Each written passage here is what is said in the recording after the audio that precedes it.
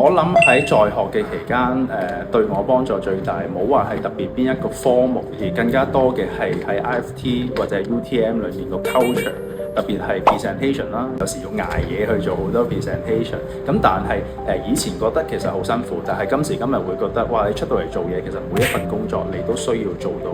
做 presentation。咁但係我亦都好慶幸讀咗 UTM，我有機會可以去Orlando Disney World 嗰度去工作，去做一個 front office agent 啦。咁呢個其實對於我嚟講都係我入去酒店工作嘅一個好重要一個入場券。好多時 revenue management 佢需要嘅，至少你要有 revenue management 嘅經驗啦，或者你至少要有一個酒店嘅經驗。咁我呢個 internship 其實真係幫助好多嘅，因為 UTM 其實有好多實踐嘅機會，包括喺唔同嘅 internship 啊，各方面啦。咁同埋再加上頭先所講，其實普遍旅遊學院學生喺 presentation skill 嗰度都係比較有優勢，佢哋唔係